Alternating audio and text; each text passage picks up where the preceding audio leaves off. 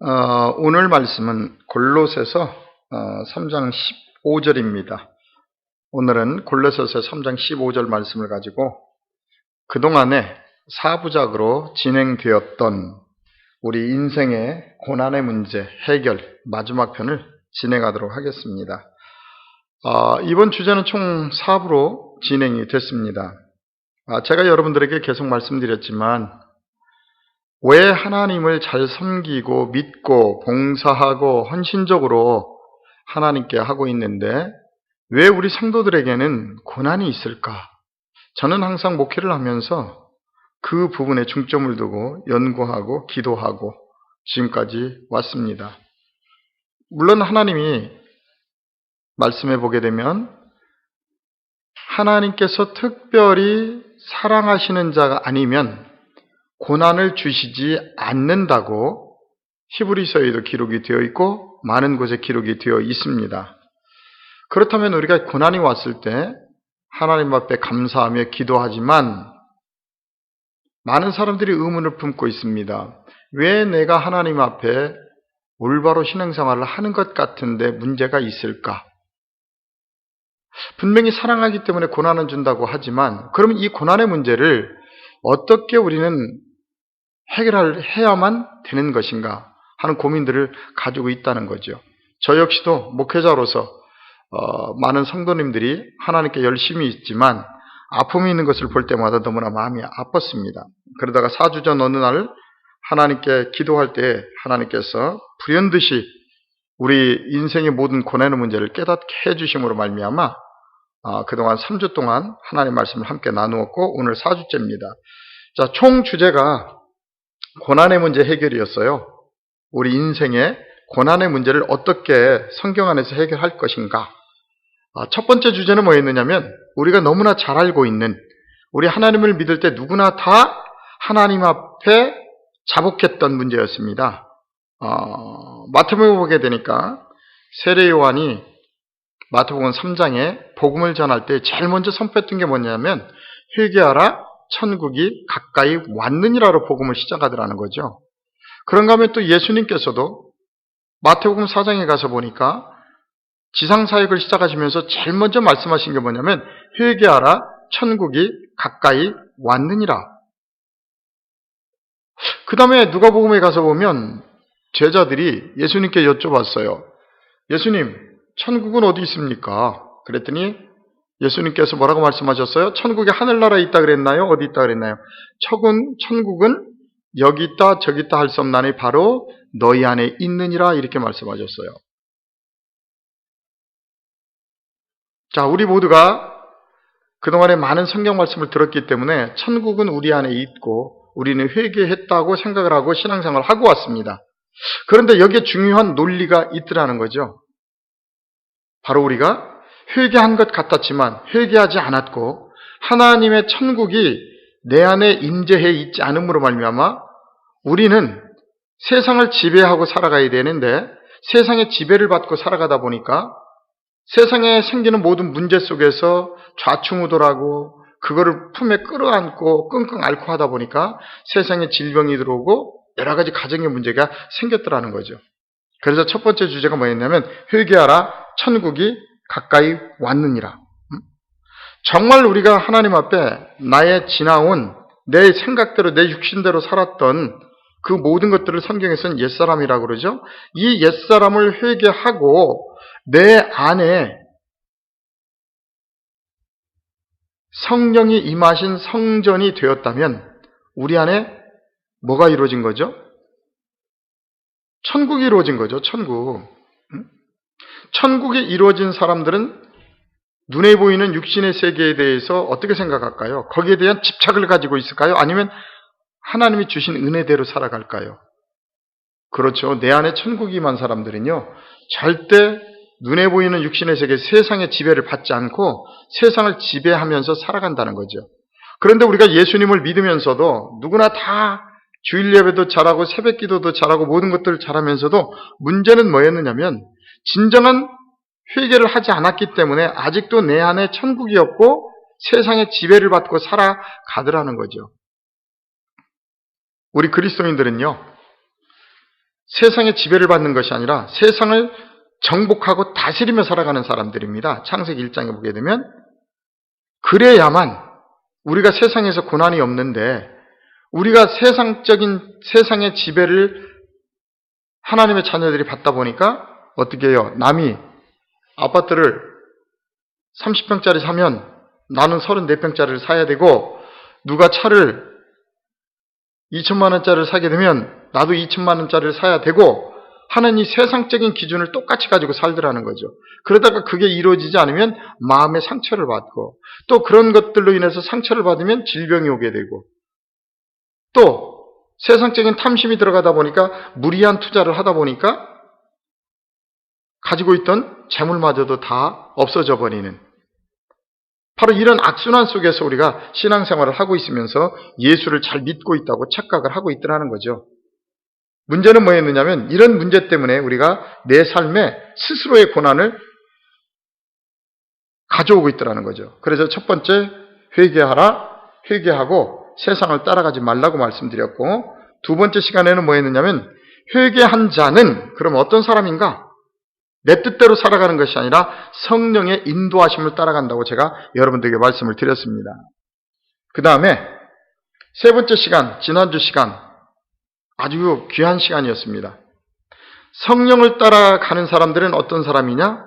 바로 말씀을 따라 살아가는 사람들인데 예수님 거기에 놀라운 인생의 비밀을 말씀해 주셨다는 거죠.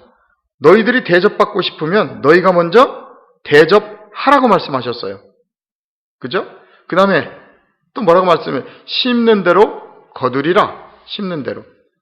이 법칙은 바로 하나님을 섬기는 우리 기독교인들이나 세상을 살아가는 모든 사람들의 법칙입니다. 내가 먼저 행하지 않고 나만 받으려고 하면 문제가 생기는 거고 받을 수도 없어요. 그래서 세상에 있는 모든 종교들이나 모든 철학들은 이 법을 뭐라고 얘기하냐면 황금의 룰이라고 얘기합니다. 황금의 룰. 네가 하기 싫은 일 남에게 시키지 말라는 겁니다. 그리고 네가 대접받고 싶으면 대접받으려고 하지 말고 네가 먼저 대접하라는 거예요. 그럼 그 대접이 너에게 돌아온다는 겁니다. 바로 하나님을 섬기는 우리들도 정말 내가 잘 되고 싶으면 잘 될 수 있도록 삶 속에서의 아름다운 열매를 맺어 가야 된다는 거죠. 자, 오늘 마지막 네 번째 시간입니다. 그러면 말씀대로 대접하며 살아가는 사람들은 과연 이 시대를 어떻게 살아가야 될까 하는 그 답이 오늘 골로새서 3장 15절에 나와 있습니다. 자, 같이 한번 아까 펴놨으니까 같이 읽어보고 은혜를 계속 나누도록 하겠습니다. 자, 3장 15절입니다. 그리스도의 뭐가? 평강이 너희 마음을 주장하게 하라. 너희는 평강을 위하여 한 몸으로 부르심을 받았나니 너희는 또한 감사하는 자가 되라 그랬어요. 그래서 오늘 주제는 뭐냐면 평강과 감사라는 주제로 은혜를 나누려고 합니다.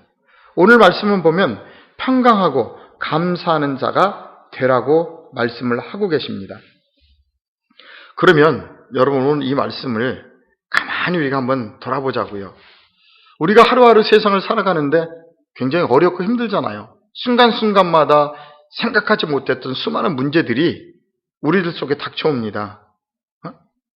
과연 평강할 수 있을까요? 평강할 수 없어요.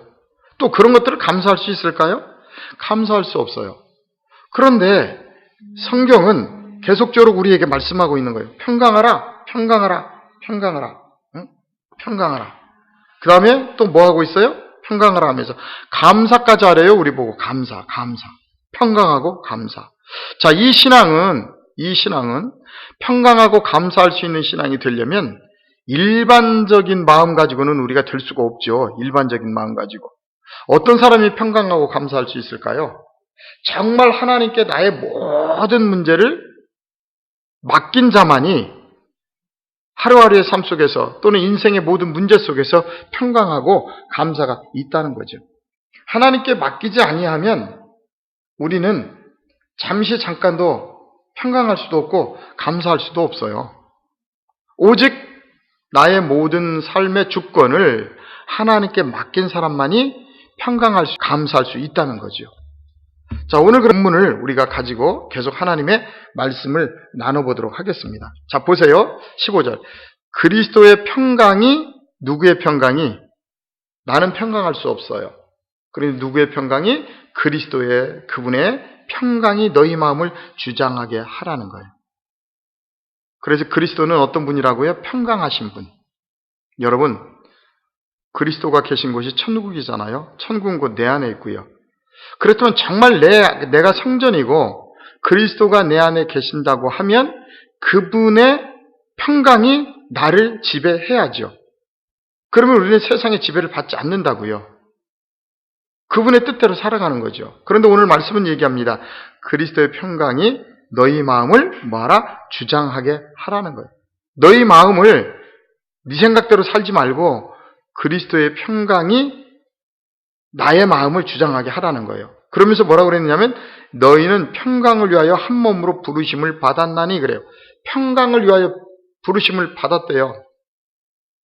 정말 제가 많은 세상에 철학적인 책도 있고 심오한 책들도 많지만 성경 말씀을 너무나 사랑하고 너무나 기뻐하는 이유는 뭐냐면 바로 이렇게 명쾌하게 우리가 어떻게 이 시대를 감사하며 기뻐하며 평강으로 살아갈 수 있는지 명쾌하게 누구나 다 알 수 있도록 간결하게 정리해놨다는 거예요. 만약에 이 말씀을 우리가 어떤 종교처럼 참 어려운 말로 풀어놨다면 우리는 이 말을 이해할 수 없었을 거예요. 그런데 예수님께서는 이 말씀에, 이 귀한 생명의 말씀을 누구나가 다 알 수 있도록 초등학교를 졸업하지 않았어도 알 수 있도록 너무나 명쾌하게 풀어놨다는 거예요. 그리고 너희들은 이렇게만 살다가 아버지 나라에 오라는 거예요. 참 우리 성경 말씀을 볼 때마다 너무나 감동적인 은혜를 받습니다. 분명히 우리는 평강을 위하여 부르심을 받았다는 거예요. 평강을 위해서. 이해되시죠? 그렇다면 우리가 자주 하는 찬양이 있나요? 아골골짝 빈들이라도 가겠다 그러죠?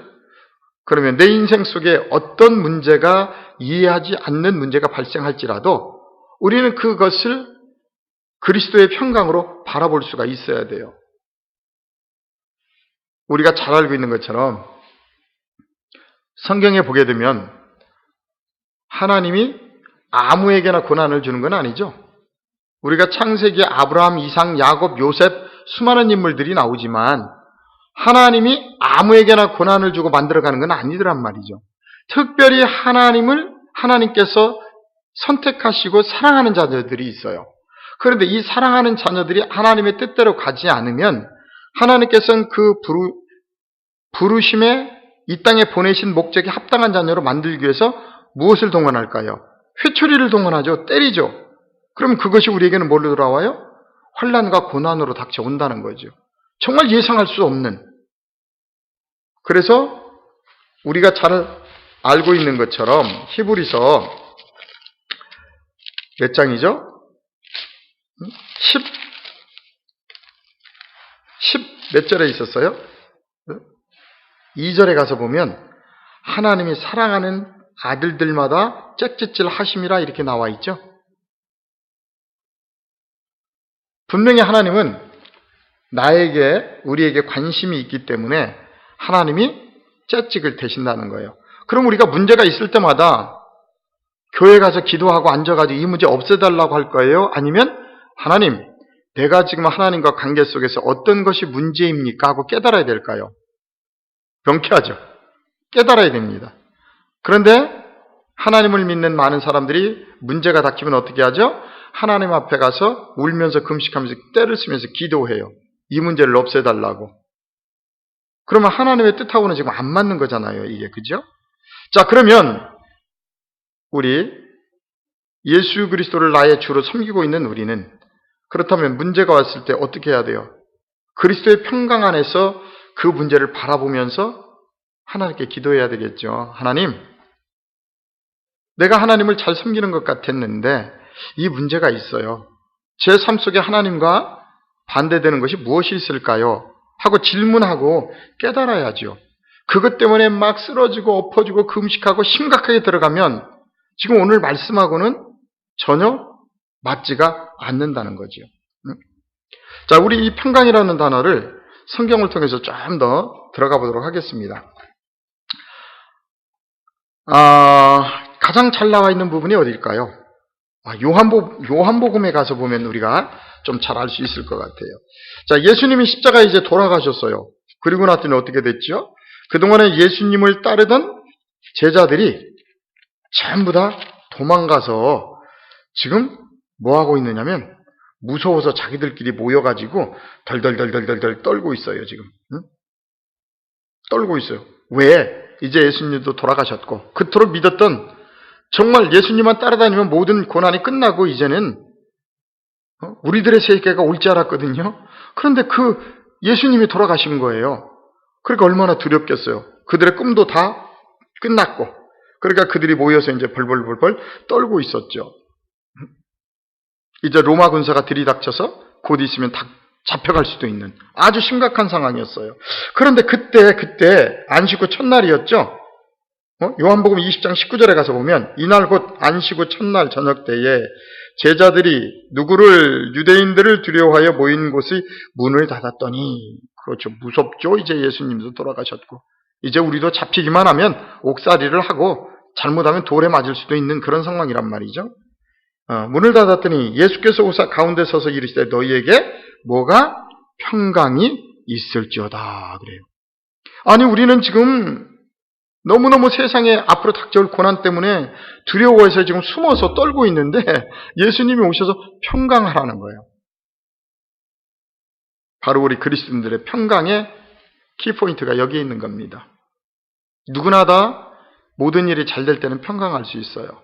그런데 정말 예상하지 못한 아픔과 두려움과 고난이 닥쳤을 때 바로 예수님은 우리에게 말씀하십니다. 평강하라.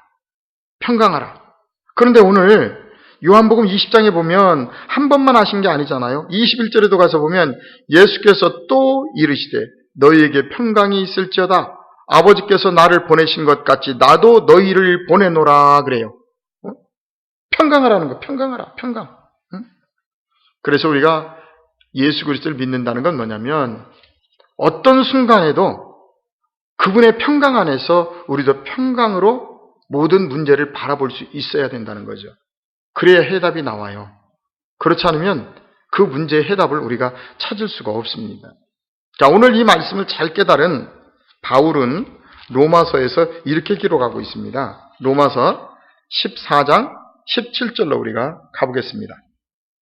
자, 우리 한번 읽어볼게요. 하나님의 나라는 먹는 것과 마시는 것이 아니요 오직 성령 안에 있는 의와 평강과 희락이라 그랬어요. 아마 바울 선생께서 이 로마서를 기록할 이때도 하나님을 믿었던 많은 사람들이 하나님을 믿을 때에 오늘날 우리들의 신앙처럼 먹고 마시는 거에 중점을 두었던 것 같아요. 참 오늘날 신앙생활하고 있는 우리 기독교인들을 보면요, 주기도문에 있다고 그래가지고 오직 먹고 마시는 것만을 위해서 하나님 앞에 매달려 있거든요. 날마다 새벽기도 하는 이유가 뭐냐면 뭔가 자신의 유익을만을 위해서 하고 있다는 거예요. 여러분, 진정한 종교인은 나를 위해서 기도하는 게 아닙니다. 나의 삶의 육신의 먹거리 때문에 위해서 기도하는 게 아니에요. 진정한 종교인은, 진정한 예수 그리스도를 믿는 사람들은 오늘 또 세상의 먹거리 때문에 기도하는 것이 아니라 오늘 또 그분의 은혜를 붙들고 그분의 사명을 아름답게 감당하기 위해서 지혜달라고 기도하는 거란 말이죠. 바로 주기도문에 나와 있는 일용할 양식이라는 건 뭐냐면 오늘 또 그분의 생명의 말씀의 양식을 달라고 기도하는 건데, 그것을 우리는 인본적인 신앙에 맞춰가지고 날마다 내가 듣기 좋은 기도로 바꿔서 하고 있다는 거죠. 우리가 제일 많이 하고 있는 금식기도 정말 거꾸로 되어 있어요. 잘못되어 있어요. 여러분들이 이사야서 58장 3절을 가서 잘 읽어보세요. 왜 너희의 오락을 위해서 기도하고 있느냐는 거죠. 많은 분들이 오늘날 신앙생활을 하고 있지만 너무나 예수님을 몰라요. 자기의 유익을 위해서 예수님을 붙들고 있다는 거죠. 예수님의 사명을 감당해 드리려고 하는 것이 아니라 자기의 뭔가 유익을 위해서. 그래서 사도 바울도 오늘 14장 17절에 이렇게 얘기합니다. 하나님의 나라는 먹는 것과 마시는 것이 아니오 오직 누구 안에서? 성령 안에서. 성령이 어디 계세요? 잘 아시죠? 내 안에 계시잖아요. 성령님은 나하고 동행하고 계시잖아요. 그러면 성령이 내 안에 계시다면 당연히 내가 평강이 이루어져 있는 천국이 만들어져야 되겠죠. 보세요. 성령 안에서 의와 평강과 희락이다 그랬어요. 항상 하나님의 나라는요, 하나님을 믿는 중심의 마음은 세상 것 때문에 믿지 마시고 정말 오늘도 하나님이 나를 이 땅에 보내신 그분의 뜻을 이루어드리기 위해서 믿으신다면 여러분들이 먹고 마시는 것 기도하지 않아도 누가복음 12장 29절서부터 가서 보면 하나님께서 다 해주신다 이렇게 기록이 되어 있어요. 근데 왜 우리가 열심히 믿어도 그분이 역사하실 수가 없느냐면 우리가 하나님 말씀을 올바로 깨닫지 못하고 뭐만 하고 있느냐면 인본적인 종교 행위만 하고 있더라는 거죠. 신본적인 종교 생활을 해야 되는데 인본적인 종교 행위, 거기에 우리는 철저하게 지금 매여 있는 그런 것들을 보고 있습니다. 유다서 가서 한번 볼까요? 여러분, 계시록 앞에 성경을 마무리하고 있는 계시록 앞에 유다서 1장 2절에 가서 보면 유다가 편지를 쓰는데 뭐라고 시작하는지 한번 보세요. 1장 2절입니다. 유다서. 긍휼과 평강과 사랑이 너희에게 더욱 많을지어다 그래요. 긍휼, 자비, 이해되시죠? 예수 그리스도를 믿는 우리는요, 이제 우리는 공인이에요. 공인이라는 건 뭐냐면 하나님이 나에게 주신 이 아름다운 달란트나 모든 것들을 베풀 수 있어야 돼요. 나눌 수 있어야 돼요. 하나님이 나에게 그거 하라고 나누고 베풀고 사람들을 섬기라고 달란트를 주셨고 물질을 주셨고 건강을 주셨는데 많은 사람들이 이 땅에 와서 오직 자기만을 위한 아집된 삶을 살면서 예수를 믿는다 하고 있어요. 여러분, 천국은 절대 공동체 생활이지 혼자 살아가는 세상이 아닙니다. 천국은 긍휼과 자비가 풍성한 사람들이 모여서 하나의 집단을 이루고 있는 곳이에요. 날마다 그래서 우리는 우리 자신을 돌아봐야 돼요. 내가 정말 긍휼한 마음이 있는가? 그리고 또 하나 뭐예요? 평강이 있는가? 그리스도의 평강이 이루어져 있는가? 많은 분들은 이 다음에 우리가 육신의 몸을 벗고 천국에 가서 호련히 변화되어서 거기서 하하하 기쁘고 즐겁게 살아간다고 얘기합니다. 여러분, 절대 속지 마십시오. 천국은 이 땅에서 준비를 하는 거예요. 우리가 죽게 되면 우리의 모습은 호련히 변화될 겁니다. 아주 아름다운 모습으로요. 그런데 딱 하나 변화되지 않는 것 있어요. 이 땅에서 준비해야 되는 것, 바로 우리의 마음입니다.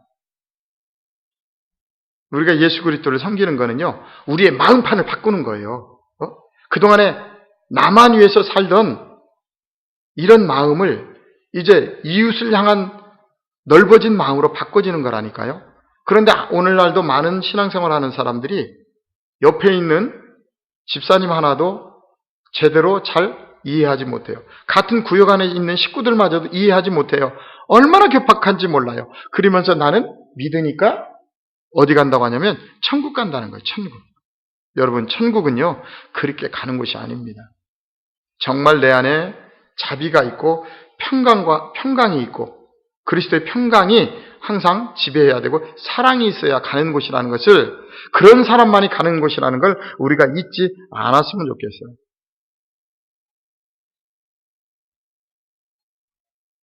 자, 우리가 오늘 성경을 볼 때 예수님은 우리 보고 평강하라고 얘기하십니다. 평강. 그리스도의 평강이 너희 마음을 주장하게 하라. 왜 우리 보고 자꾸 평강하라고 할 수 있을까요? 왜 평강하라고 말씀하시죠? 왜 그럴까요? 거기에는 이유가 있지요. 여러분, 천국이라는 나라가 불안하고 초조하고 여러 가지의 문제가 사건, 사고 속에서 돌아갈까요? 아니면 편안한 곳일까요? 그렇죠. 편안한 곳이죠. 그렇기 때문에 예수님이 우리에게 평강하라고 하시는 거예요. 예수님 분명히 누가복음 17장 말씀하셨죠? 천국은 여기 있다 저기 있다 할 수 없나니 바로 너희 안에 있느니라. 그러면 천국이 우리 안에 있다고 여러분들이 정말 사실적으로 믿는다. 결론은 그거예요. 할 수밖에 없는 거예요. 어떤 문제가 와도 그 문제에 휩쓸려서 좌충우돌하고 넘어지지 않고 실망하지 않고 그냥 유유히 바라보는 거예요. 마태복음에 보게 되면 제자들이 한밤중에 배를 타고 건너편으로 가고 있습니다. 풍랑이 일었습니다. 제자들은 그 풍랑 속에서 두려워서 떨며 노를 붙들고 힘을 쓰고 있습니다. 그때 그 풍랑의 바다 위를 저 멀리서 걸어오는 분이 계십니다. 누구였죠? 예수님이셨어요. 예수님은요, 얼마나 평강이 극대화되셨는지 세상의 그런 풍파, 바다의 풍파 위를 유유히 걸어오셨다는 거예요. 그리고 배에 올라오셔서 어떻게 하셨죠? 뱃머리에서 그냥 주무시는 거예요. 지금 제자들은 이 풍랑 때문에 무서워 죽겠는데 예수님은 주무시는 거예요. 그러면서 예수님을 깨웁니다. 가서 도와달라고. 바로 우리의 삶이 그렇습니다. 예수님이 내 안에 계시고 내가 하나님의 성전이라는 것을 알면서도, 이론적으로는 알면서도 사실적으로 세상에 문제가 오면 오늘 제자들처럼 계속 예수님을 깨워요. 도와달라고. 그랬더니 예수님 뭐라고 말씀하셨어요? 야, 믿음이 많은 자들아 그랬나요? 믿음이 적은 자들아 그랬어요. 믿음이 적은 자들아. 믿음이 없다는 거죠. 우리가 정말 예수 그리스도를 믿고 믿는다면요, 지금 이 순간 나의 삶 속에, 우리의 가정 속에, 사업 속에 정말 이해하지 못할 엄청난 문제가 일어났을지라도 바라보는 겁니다. 하나님의 뜻을 보고 있어야 됩니다. 하나님은 우리를 이런 사람을 만들기 위해서 가끔 우리를 흔드시죠. 흔들어요. 우리가 성경에 보면 욥기서에 욥 너무나 잘 알죠. 하나님 잘 섬겼어요. 얼마나 하나님을 잘 섬기고 예배도 잘 드렸는지 몰라요. 여러분 잘 아시잖아요. 욥기에 대해서 너무너무 잘 아시잖아요. 그런데 어느 날 하나님께서 우리의 욥을 한번 건드려 보라고 허락을 하셨어요. 무슨 얘기예요? 우리 고난 그냥 오는 거예요? 하나님이 허락해 주시는 거예요. 욥기서 1장에 가서 한번 볼까요? 12절에 가서 한번 보세요. 자, 욥기서 1장 8절에 가서 보면 7절에 나왔나? 6절부터 나오네요. 한번 볼게요. 하루는 하나님의 아들들이 와서 여호와 앞에 섰고, 하나님의 아들들이 여호와 앞에 섰고 사탄도 그들 가운데 온지라 그랬어요. 여러분, 우리가 논리적으로 생각해 보세요. 사탄이 어떻게 하나님 앞에 갈 수가 있어요? 하나님하고는 정반대인데. 우리는 야, 이 사단아 물러가라! 막 이렇게 얘기하는데 사탄이 지금 욥기서에 보니까 어디 가서 섰어요? 여호와 앞에 하나님의 아들들과 같이 서 있다는 거예요. 그러면 우리가 욥기서를 가만히 들여다보면 사탄도 누구의 명령을 받고 움직이는 거예요? 여호와의 명령을 받고 움직인다고 봐야 되겠죠. 오늘 그 내용이 나옵니다. 7절 여호와께서 사탄에게 이르시되 내가 어디서 왔느냐 하고 물어봐요. 그랬더니 사탄이 여호와께 대답하여 이르되 땅을 두루 돌아 여기저기 다녀왔나이다 그래. 응? 여호와께서 사탄에게 물어봤어요. 야, 너 어디 갔다 왔어? 그랬더니 땅을 두루 여기저기 잘 다니다 왔대요. 그러니까 하나님이 그 신실하신 하나님의 믿음의 종을 물어보죠. 8절에 여호와께서 사탄에게 이르시되 내가 내 종 욥을 주의하여 보았느냐?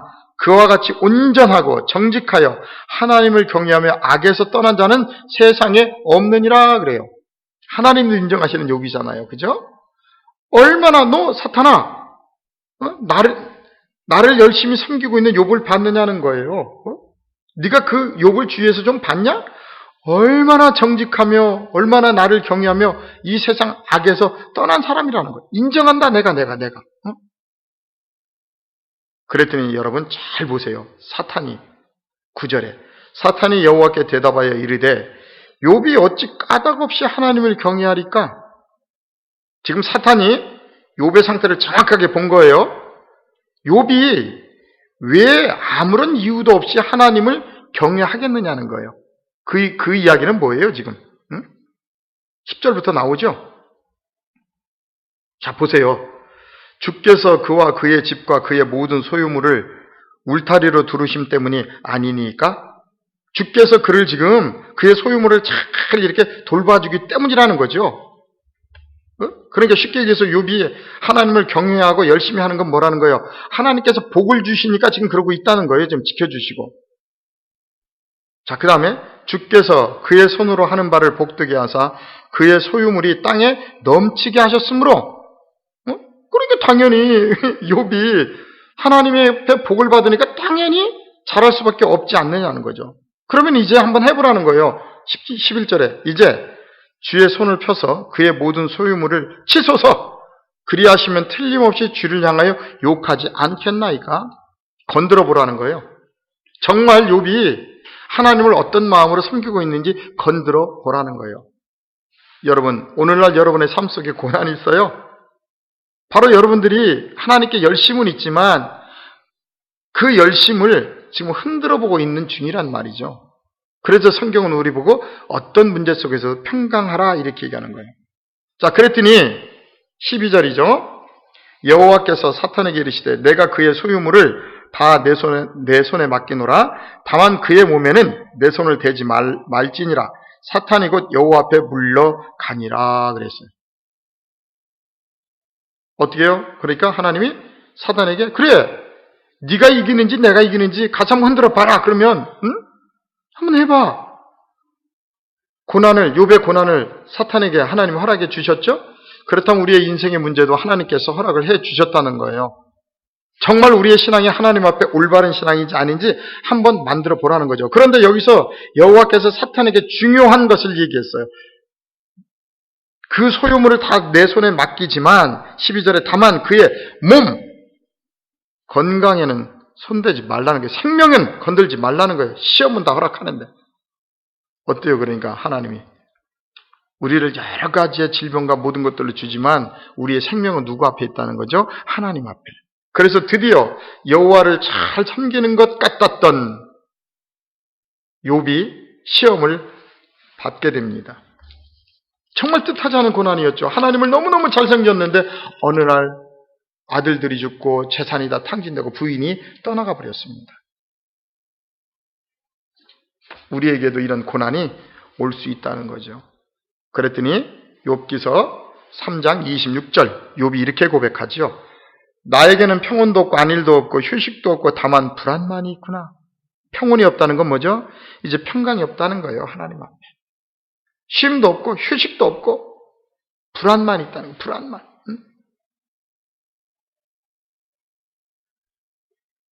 우리의 신앙을 욥기서를 통해서 한번 돌아보기를 원해요. 왜 우리가 하나님 앞에 열심히 있는가? 그동안 욥처럼 하나님이 나에게 모든 것들을 세상적으로 해주시기 때문에 그것 때문에 있었는가? 또 지금 여러분이 혹시라도 고난을 받고 있다면 욥을 생각하십시오. 하나님이 여러분들의 신앙이 네가 이 고난 속에서도 정말 평강할 수 있느냐? 정말 내 말대로 할 수 있느냐를 하나님이 보시기 위해서 흔들고 계시다는 거예요. 그럼 어떻게 해야죠? 고난이 올 때마다 우리는 빨리 기도의 자리에 앉아서 울지 말고 한탄하지 말고 하나님께 감사해야 되겠죠. 하나님, 오늘 또 하나님께서 내가 올바른 신앙을 갖고 있는지 흔들어 보시는군요.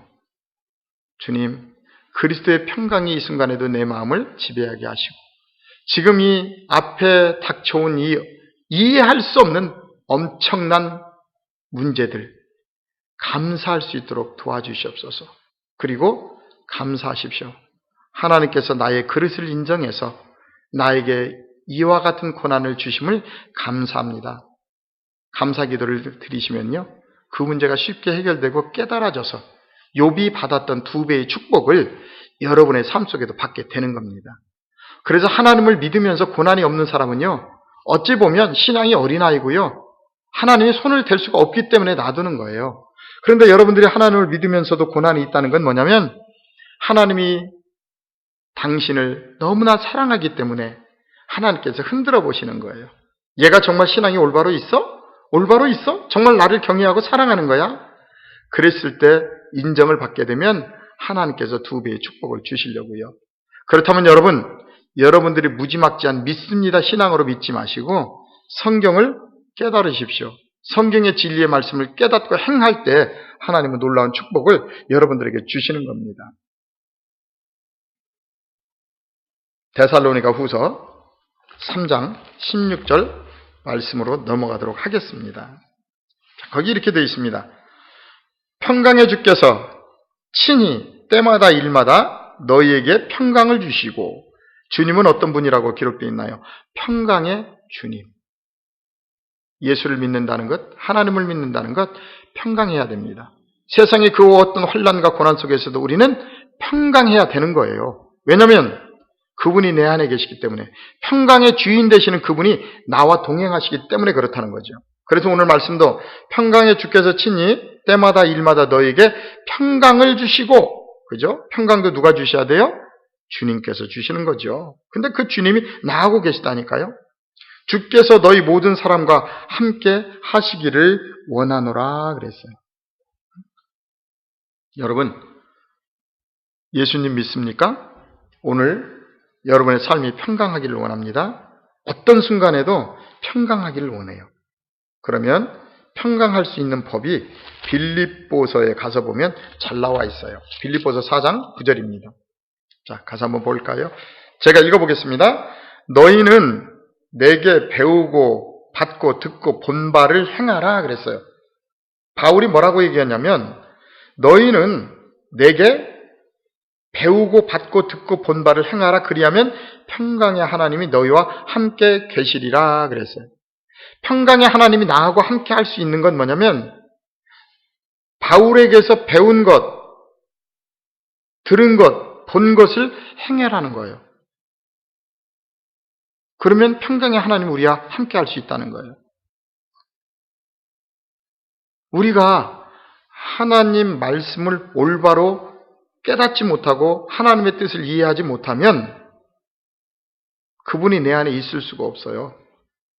어떤 교회 교인들은요, 새벽마다 기도하면서 오늘 또 나가서 정말 세상에서 수많은 돈을 벌기를 원하고, 하나님 100배, 1000배, 10,000배를 주세요. 제가 하나님 앞에 11조를 많이 할게요. 기도하고 나가는 교회들 많아요.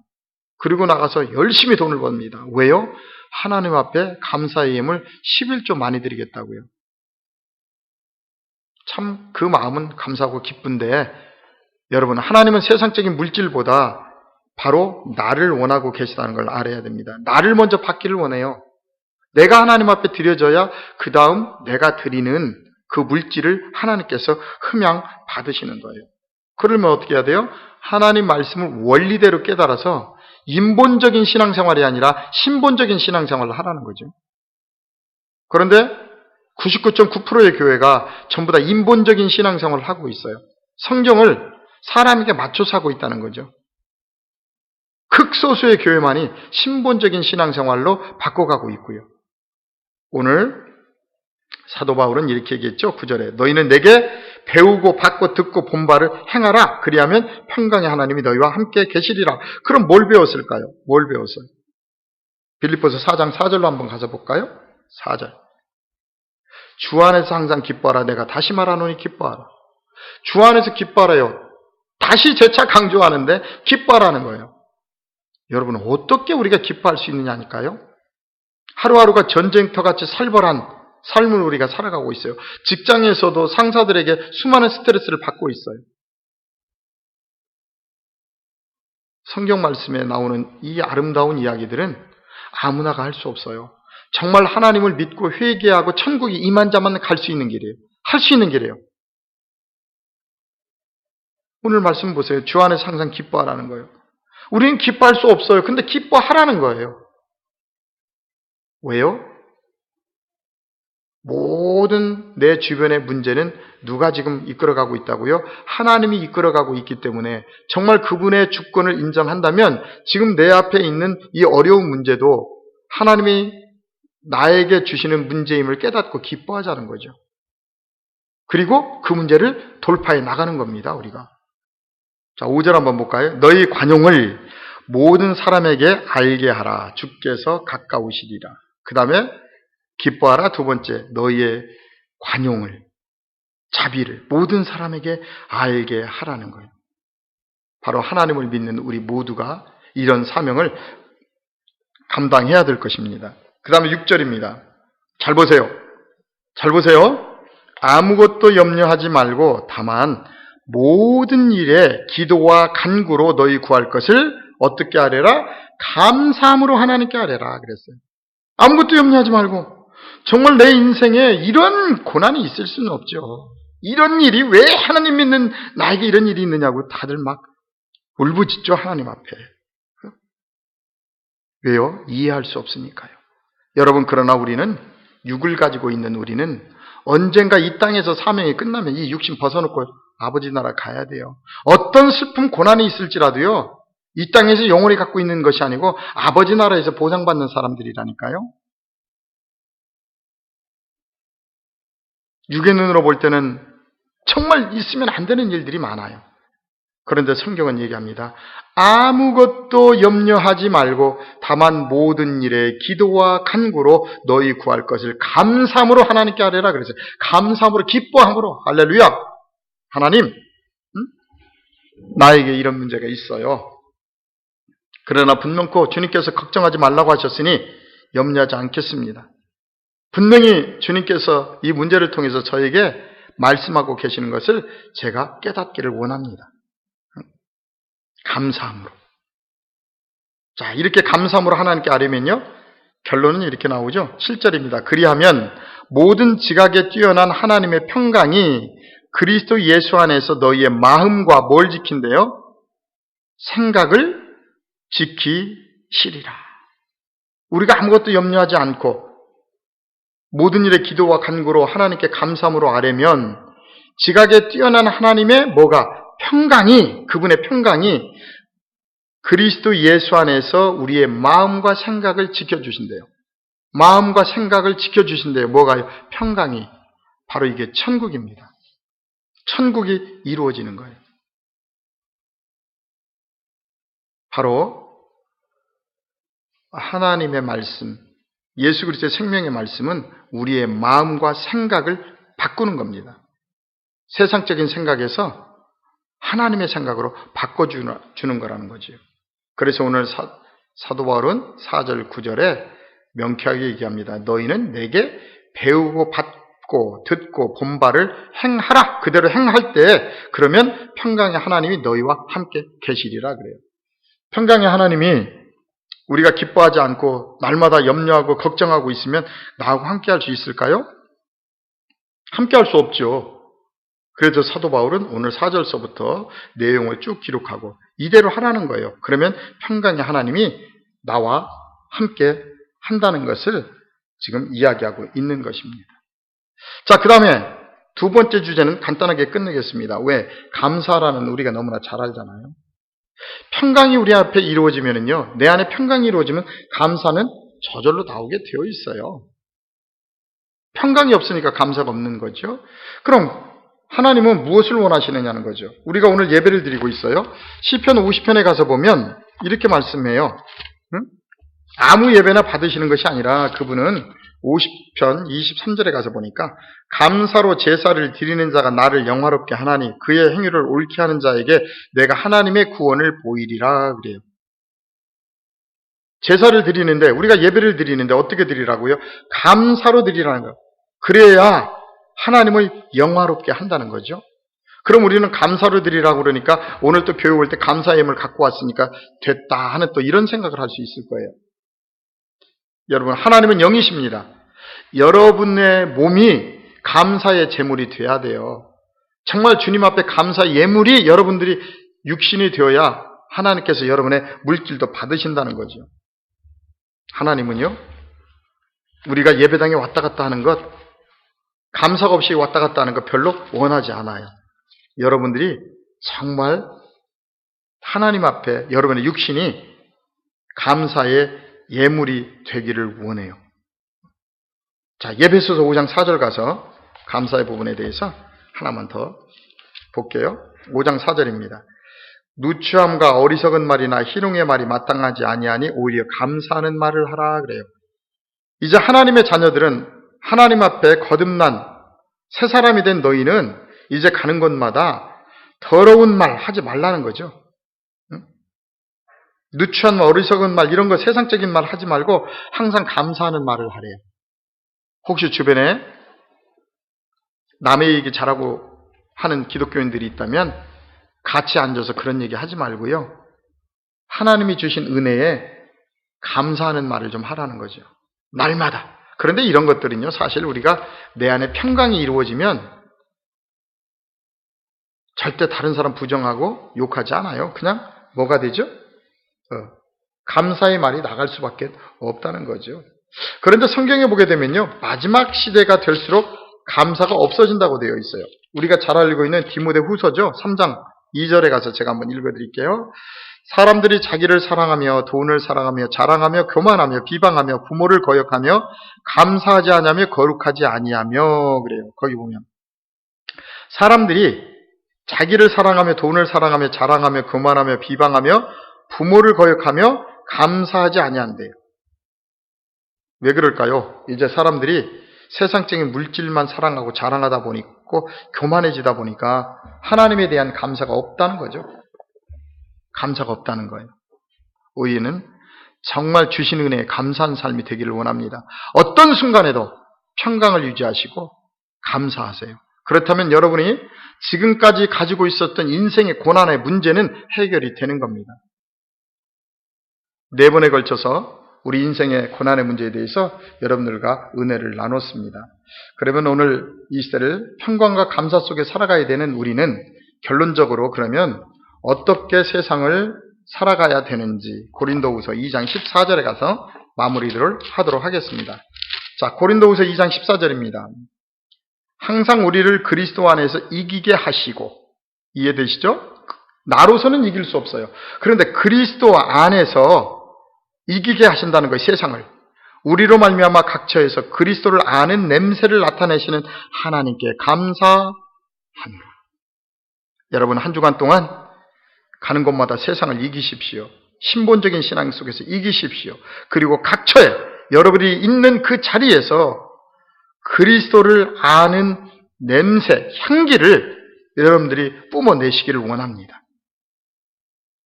그리고 그런 냄새를 풍길 수 있도록 은혜 주신 하나님께 감사하십시오. 남들이 어렵고 힘들다고 할 때 그곳에 그리스도의 향기를 품을 수 있는 하나님의 자녀들이 되십시오. 그렇다면 여러분들은 가는 곳마다 하나님의 평강 안에서 여러분들이 원하는 모든 일들이 이루어지는 놀라운 경험을 하게 될 것입니다.